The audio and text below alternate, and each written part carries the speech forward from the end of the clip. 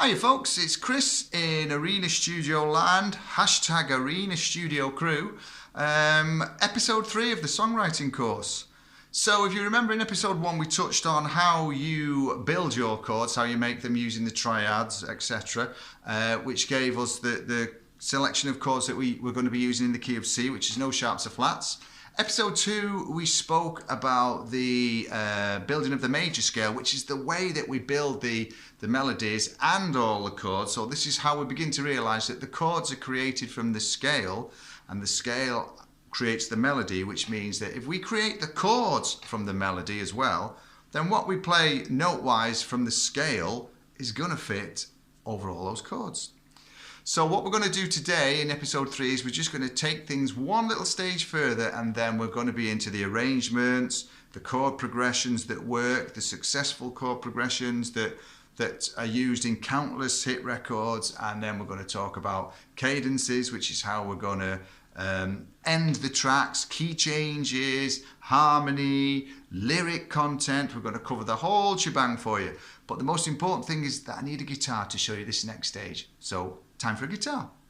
So now we're starting to get into the nitty-gritty of this songwriting and beginning to look and interpret the information that we've learned together so far. And we're going to take the chords. So if you remember that we're in the key of C major, we ended up with C major, D minor, E minor, F major, G major, A minor, B diminished, and then obviously C major again. Those were the chords that we created from that major scale. So today what we're going to do is we're just going to give these chords a little tiny bit more flavour, and the way that we're going to do that is by adding the 7th note. So really what that does is give us, instead of giving us a C major chord, then the 7th note of the C major scale, C, D, E, F, G, A, B, is the note that we're going to add. Well, if we make a C major make a C major chord, and we take the 8th note off, the first finger, and add the B string, we create a C major 7. Now that sounds nice. So what we're going to do really is add this 7th note to every single chord in the key of C major that we've got so far.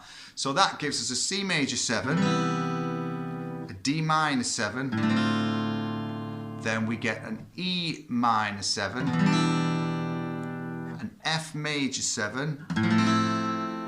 Now this is the tricky one, because when we come to the 5th chord, it's a dominant chord. So you're naturally thinking that it becomes G major 7th. Oh, no. It doesn't. It becomes G7, which is a dominant chord. So it's a G7, not a G major 7. Then we get A minor 7. And then we get the B minor 7th with a flattened 5th. And then we end on the C major 7 again. So that sounds all right, but you think, well, what's the point in that? Well, really, we've now got the option of using sort of 14 chords rather than 7 by just adding that 7th note. You might have heard classic songs like this. A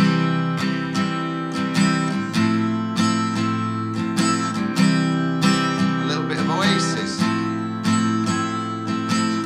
which is just a C major and an F major 7. Whereas if I swap that for just a C major and an F major, we get this.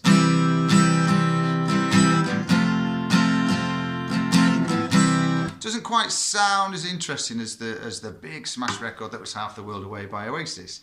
So again, swapping the odd chord and creating this extra flavour by adding the 7th creates a big difference to all your songs.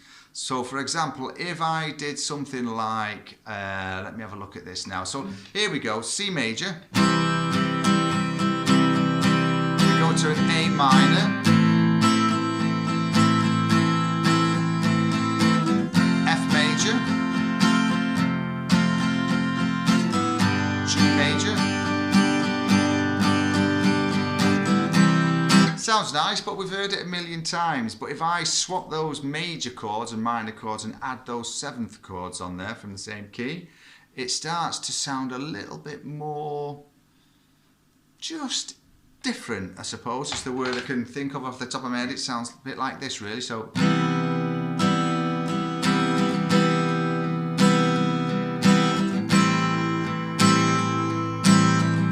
it's C major 7, A minor 7, F major 7, and then we've got that dominant chord.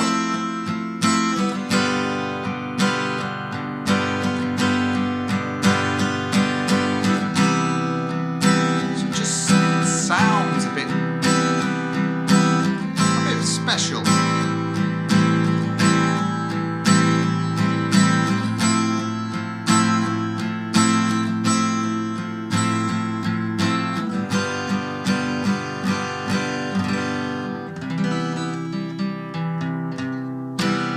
It just gives you options. Now you can vary those chords around a little bit. You don't have to put them all sevenths at the same time and all majors and minors at the same time. You might want to go along the lines of C major, A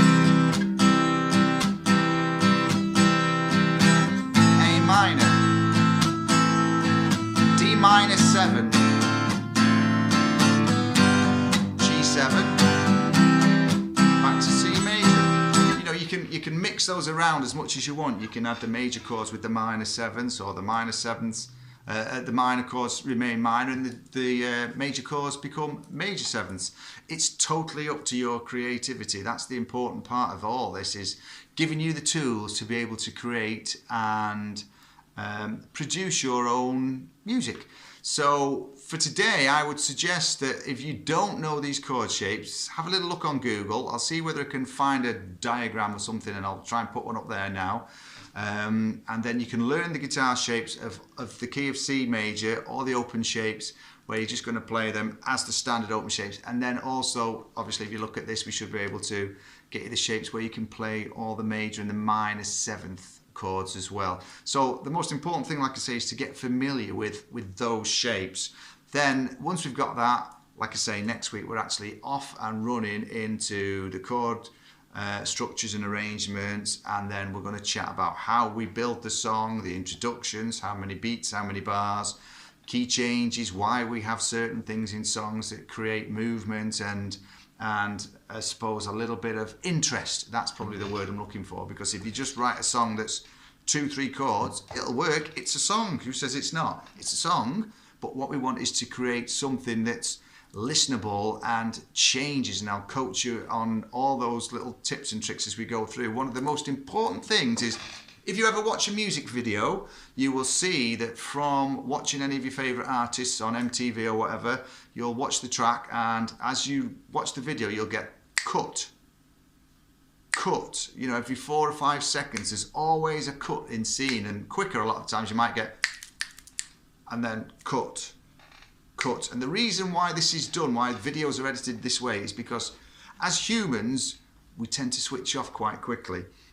So movement on camera, on screen, is what keeps us interested. Our brain then goes, we've spotted something. There's something else happening, and it keeps us interested and makes us watch the product or the video, etc., all the way through. So classic examples of it are music videos, where if you just had one camera on an artist singing their pop song, it's going to be really boring. But if you've got 10, 15 camera angles, different shots, cut, it creates interest for us and keeps us absorbed with it. Music's exactly the same.